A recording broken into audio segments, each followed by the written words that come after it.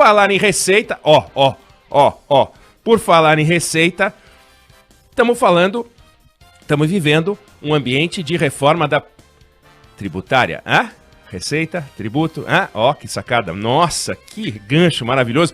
Mas eu leio nos jornais que os governadores estão se organizando para tentar barrar a tramitação da reforma do imposto de renda ou modificar de uma forma mais intensa a reforma do imposto de renda, porque eles vão perder 27 bi de receita na hora que entrar todo o dinheiro na nova realidade proposta e dividir, eles perdem 27 bi. E isso é um jogo, e porque é um jogo, essa guerra é um jogo, eu tô na minha sala de jogos. Eu vim transmitir aqui da sala de jogos. Quem estiver vendo na rede social vai ver que eu tô numa sala de jogos. Tem mesa de carteado, tem pebolim, tem também uma mesa de sinuca. E tem uma lousa com os cálculos de matemática que eu não sei o que tá fazendo ali.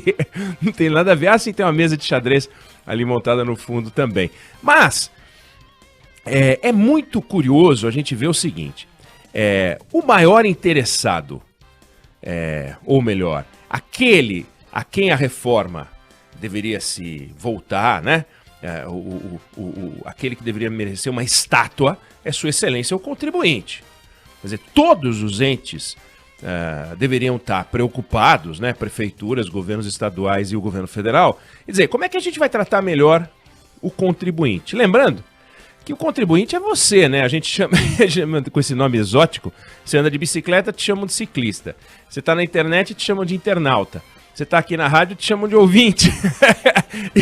e você está pagando imposto, você é contribuinte. Contribuinte não, os caras vão lá, botam uma arma na tua cabeça e você tem que pagar, né? Você é um assaltado. Pois os assaltados do Brasil são assaltados pelas prefeituras, são assaltados pelos governos estaduais, são assaltados pelo governo federal. Quando você vê, você trabalhou um ano inteiro e entregou 4 meses, 5 meses de renda para essa gente.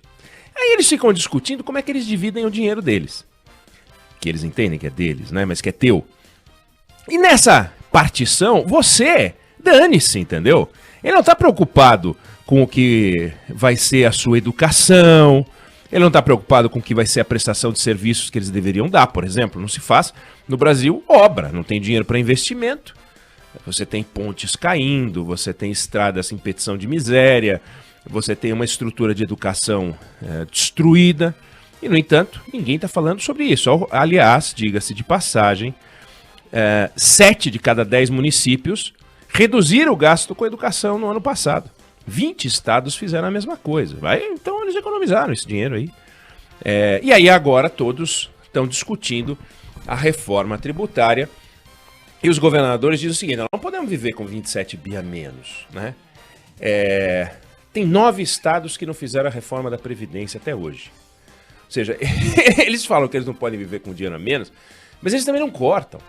Mesmo os estados que fizeram a sua reforma tributária, previdenciária, que foi a maioria, você vai olhar a despesa com o pessoal e continua a ser uma despesa alta. Você vai ver o grau de endividamento dos estados, continua a ser alto. E você vai ver qual estado realmente fez um trabalho para entender que funcionário tem que ficar, que funcionário deve sair. Sistemas de aferição de qualidade e desempenho dos servidores, aí você não vai achar nenhum. Então eles partem do princípio que a despesa que eles têm que financiar é aquela despesa que está lá no orçamento e que esteve no ano passado, que esteve no ano anterior, com despesas que foram se acumulando ao longo do tempo, que o professor Delfim Neto, ex-ministro, chama de despesas geológicas. Elas chegam e, como elas são geológicas, elas vão sendo acumuladas, então vai formando aquela camada, né? O Tiranossauro Rex, em cima vem um pterodátilo, e vão formando as camadas geológicas. Então, petróleo, né? Tem um monte de caca. E essa mania de só acumular as despesas sem analisá-las, que na iniciativa privada não dá para fazer, senão as empresas quebram, nos estados eles fazem e os estados quebram. Só que eles vêm e buscam dinheiro no seu bolso. Pois agora eles estão se insurgindo contra. Bom, quem é que parou para pensar, entre esses governadores, entre esses ministros, entre esses Paulo Guedes, entre esses Bolsonaros, o seguinte: o judiciário brasileiro custa mais de 100 bi. de reais por ano. Os estados estão reclamando uma perda de 27. Será que o judiciário brasileiro não poderia custar 90 bi? 85 bi? 80 bi? Ué, tem muitos juízes ganhando acima do teto. A média de despesas dos juízes, média, é de 60 mil reais. Então tem alguma coisa errada. A média dos funcionários é acima de 16. Será que esse negócio não pode? Não pode dar uma olhadinha nesse número, né? Nós temos o segundo congresso mais caro do mundo. Nós temos um legislativo que é assombroso. A gente tem câmaras de vereadores em todas as cidades. São 5 mil e tantas cidades no Brasil. Tudo com aquele monte de vereador. No mínimo 9. Quer dizer, não podia ter 6 vereadores numa cidade pequena, 5 vereadores numa cidade pequena, 3 vereadores em cidade que tem 800 habitantes. Por que os estados menores, com a menor quantidade de população, tem que ter no mínimo 8 deputados federais? Não pode ter um, como nos Estados Unidos, por exemplo. Por que a gente precisa ter 3 senadores e não pode ter 2? Então, eles não olham essas coisas, pois essa turma que não quer cortar um senador, que não quer cortar um deputado federal, que não quer cortar um deputado estadual, que não quer cortar um vereador, que não quer cortar R$1 do orçamento do Poder Judiciário, do Poder Legislativo, fica discutindo onde vai pegar a nossa grana. E a gente vê, por exemplo, o ministro Paulo Guedes voltando a falar na CPMF. Não custa nada, 0,1% de cada operação. 0,1% de um salário mínimo daria R$1. Então damos R$1 para ele e aí a gente desconta R$1. É uma piração. Esses caras são malucos. Esses caras são lelé. É tudo Napoleão de hospício.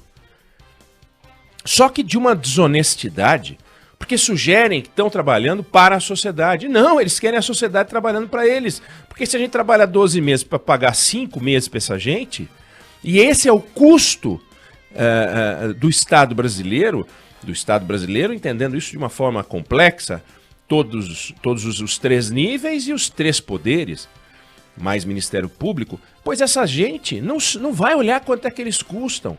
Se eles reduzissem um pouquinho aquilo que eles custam, seguramente daria para fazer uma reforma tributária com redução de carga tributária e simplificação. O mais importante, naturalmente, hoje é buscar uma simplificação, porque ninguém imagina que vai ter redução de carga tributária.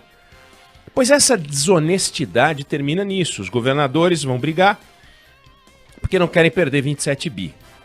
Aí você vai olhando como é que se dá essa discussão. Essa discussão está entregue justamente aos maiores beneficiários do dinheiro público. Governadores, prefeitos, o Poder Executivo Federal e o Poder Legislativo e o Judiciário. Eles é que estão discutindo a reforma tributária, não é o contribuinte ou o assaltado. O assaltado é assaltado. Ele fica esperando a arma chegar na cabeça dele.